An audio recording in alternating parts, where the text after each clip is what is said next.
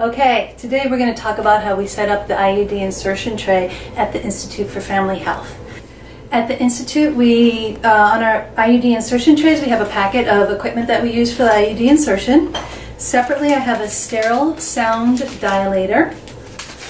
I have my lidocaine, and I will also have my IUD, whether it is the copper or the levonorgestrel device. So first, I carefully open my packaging. The other way. Pulling down the sides, being sure not to contaminate the sterile part of the packaging.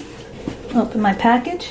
So think about, I'm going to have two halves of my tray, my clean closer to the patient, sterile distal from the patient. I can touch the parts that are going to be on the clean part of my tray, so just touch one corner of my speculum and place it in the corner here. I can use either by touching the top part of my cup and move my equipment around, or I could use my ring forceps.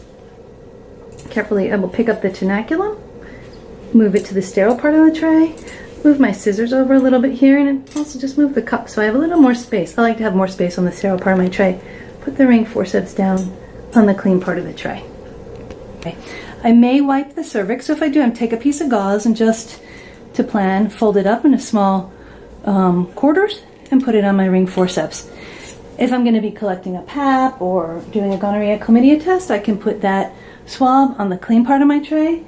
As well, my lidocaine goes on the clean part of my tray.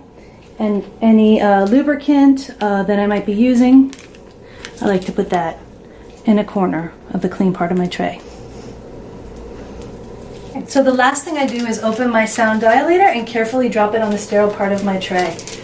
Open the packaging, being very careful that the packaging doesn't touch the tray, holding it here and dropping it onto the sterile part of my tray. So what I end up with, two sides of the tray, sterile, distal from the patient, clean, closer to the patient.